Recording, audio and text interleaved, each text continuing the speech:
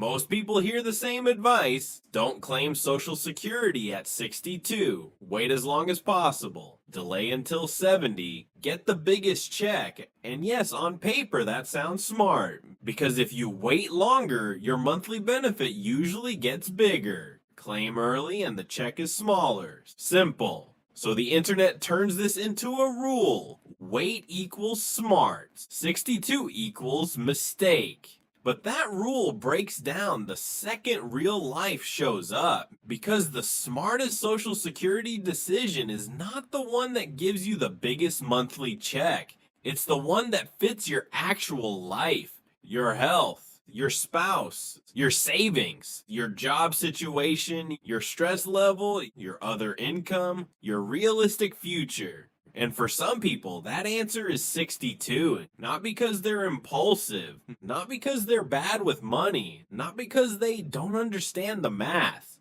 Because in their case, 62 is actually the smart move. In this video, I'm going to show you exactly when that's true, who should seriously consider it, and who probably should not. Because this decision is too important to make based on generic advice. Let's be honest, most people approaching retirement are not choosing between three neat options on a perfect spreadsheet. They're tired, they're unsure, they're hearing different opinions from everywhere. One expert says, wait. Another says it depends. Another says take it early and invest it. Another says if you claim at 62, you'll regret it forever. So now the person sitting at the kitchen table, looking at their numbers, feels stuck. Maybe they got laid off. Maybe they still can work, but they don't know for how long. Maybe their spouse is counting on this decision. Maybe their health is decent, but not amazing. Maybe they have some savings, but not enough to feel secure. And underneath all of it is one ugly fear. What if I get this wrong and live with the consequences for the rest of my life? That fear is real, because this is not a tiny decision. This affects income, security, flexibility, and peace of mind for years. And when people get overwhelmed, they grab the simplest rule they can find.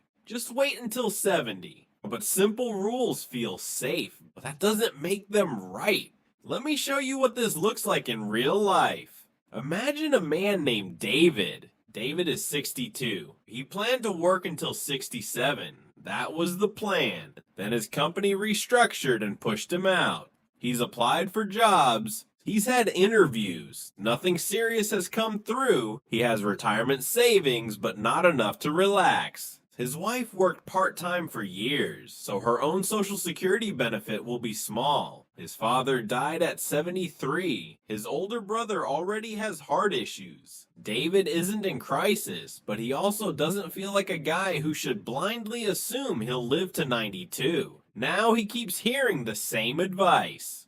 Don't claim at 62, wait, bigger checks later. Maybe that advice is right, but maybe waiting means draining investments too early, delaying income his wife could use now, betting on a long life he may not actually have, turning the early years of retirement into a stress test. That's the whole point. The best Social Security decision is not about winning a math argument. It's about building the strongest retirement setup for your real life. So before we get into the situations where 62 makes sense, here's the big idea. A bigger monthly check is not always a better outcome. A better outcome might mean more household income sooner, less pressure on your portfolio, lower stress, better coordination with your spouse, better timing with a pension or other income, getting more value during the years you're actually healthy enough to enjoy life. That is what smart planning looks like. Not maximizing one number, optimizing the whole picture. So let's get into the situations where claiming at 62 can actually be the smart move.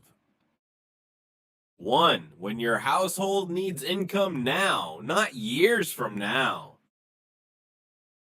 A lot of people make this decision like they live alone. That's the first mistake. If you're married, this is not just your benefit decision, it's a household income decision. And sometimes the wait longer strategy looks smart only because people are staring at one future monthly number and ignoring what the household is giving up right now. Let's say your spouse has a much smaller benefit, or almost no benefit of their own, or they're depending on your filing decision to unlock spousal income. Now, waiting becomes more expensive than it first looks. Yes, your personal check might be bigger later, but what if waiting means your household gives up years of usable income in the meantime? That is not automatically smart. That is why the right question is not, how do I maximize my own benefit? The right question is, what improves total household income in the real world? That's a completely different question, and for some couples, starting benefits earlier creates breathing room exactly when they need it most. If that's your situation, 62 may be the right move. 2. When your health or family history makes waiting a bad bet. This is the part people avoid because it's uncomfortable. Too bad, it matters. Social Security timing is partly a longevity decision. If you wait, your monthly check gets bigger, but you collect for fewer years. If you claim earlier, your monthly check is smaller, but you start collecting sooner. So the entire strategy depends on one brutal fact. How long are you realistically likely to live? Not how long you hope to live, not what some average chart says. If your health is poor, if chronic conditions are already here, if your family has a strong pattern of shorter lives, then waiting may be the wrong bet. And that's what it is, a bet. You're betting that you'll live long enough for the higher monthly check to pay off. Maybe that's a smart bet, maybe it isn't. But pretending your health doesn't matter is just denial dressed up as optimism. And denial is expensive. If your timeline is likely shorter, claiming earlier can be the smarter move because it gives you more years of benefits while you're alive to receive them. Not complicated. Uncomfortable? Yes, but real. 3. When work ended before the plan did. This is one of the biggest reasons people claim at 62, and a lot of finance advice treats it like personal failure. That's garbage. A lot of people don't retire because they perfectly chose the ideal age. They retire because life cornered them. They got laid off. Their body started breaking down. A spouse needed care. Burnout got real. Their industry changed. Or they discovered that finding comparable work in your early 60s is a lot harder than younger people think. That's reality.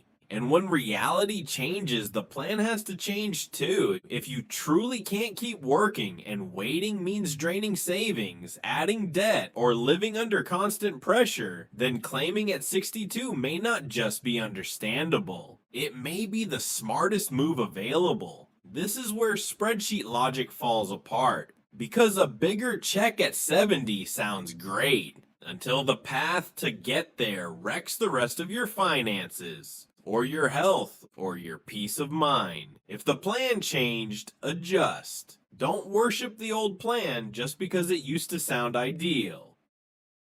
4. When claiming early protects your portfolio.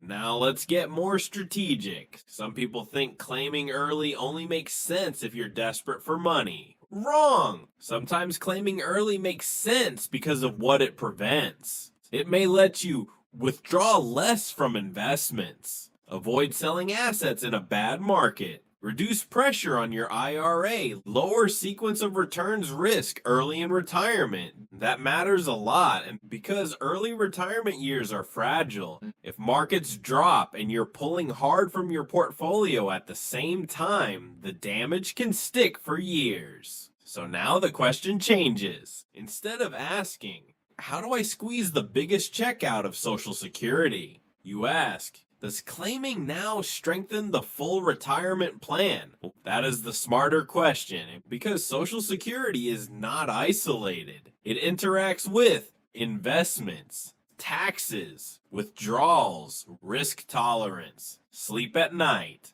If claiming at 62 reduces strain on the rest of the plan, then it may be a better strategic move than waiting for the largest possible check. 5. When another income source is coming later. This one gets overlooked. If you already know another reliable income stream is coming later, the whole decision changes. Maybe you have a pension starting at 65, an annuity starting later, rental income coming online, another guaranteed source that improves the picture in a few years. Now, Social Security doesn't have to do all the heavy lifting forever. It may just need to bridge the gap. And bridging the gap is a different problem than maximizing a future check. If claiming at 62 gives you a smoother path from here to that later income source, that has real value. A lot of people miss this because they think every retirement plan should optimize the same way. No, different timeline, different answer. If stronger guaranteed income is already coming later, starting Social Security earlier may be exactly what makes the transition work cleanly. 6. When one spouse should claim early and the other should delay. This is where lazy advice really falls apart. A married couple does not always need one shared Social Security strategy. Sometimes the smartest move is split. One spouse claims earlier, the other delays. Why? Because the lower earner and higher earner do not always have the same job, health, income, or survivor benefit logic. Sometimes starting one benefit early gets income flowing into the household now, while delaying the higher earner's benefit strengthens the long-term picture later. That can be a very strong combination, especially if one spouse earned much more. One spouse has lower longevity odds. Current cash flow matters. Survivor protection matters later. This is exactly why one-size-fits-all advice is weak. Sometimes the smart answer is not claim early or wait. Sometimes it's both. 7. When certainty matters more than theoretical perfection. This one won't impress spreadsheet people. Too bad. Real retirement is not lived on a spreadsheet. Some people can afford to wait until 70 on paper. But emotionally, waiting means years of uncertainty, more drawdowns, more second guessing, more market watching, more stress that health, job options, or life could shift before the bigger benefit ever arrives. For some people, that trade is not worth it. They would rather lock in income now, reduce uncertainty, and stop living in limbo. And that is a valid reason, because personal finance is not just math. It is behavior. It is emotion. It is stress. It is what you can actually live with. Sometimes the smart move is not the one with the highest theoretical upside. It's the one that gives you enough certainty to breathe. Now let's flip it, because 62 is not always smart. In some cases, claiming at 62 is a bad move. First, if you're still working and earning strong income, claiming early can backfire. Second, if Social Security will be your main retirement income for life, waiting can matter a lot more because every extra dollar in that check counts. Third, if you're healthy, have longevity in your family, and can comfortably afford to wait, then waiting becomes much more attractive. So no, this is not an argument that 62 is always better. It isn't. It's an argument that 62 is sometimes better, and that sometimes is where good planning lives. So here's the real mindset shift. The wrong question is, what age gives me the biggest check? The better question is, what age creates the best retirement outcome for my actual life? That's it. Because maximizing is not the same as optimizing. Maximizing sounds smart in public. Optimizing is what actually works in private. Your answer depends on your health, your spouse, your savings, your work reality, your other income, your stress tolerance, your likely timeline. That's not messy, that's honest. So what should you do? Start with your actual numbers. Look at your estimate at 62, full retirement age, and 70. Then list every income source you have. Then ask whether Social Security is the foundation of your retirement or just one part of it. Then assess your work situation honestly. Can you keep working? Do you want to? Is that realistic? Then assess your health honestly, not emotionally. Honestly, then think about the household, not just yourself. And then ask the only question that matters. If I claim at 62, does it improve my real retirement life enough to justify the smaller monthly check? If yes, it may be the smart move. If no, wait.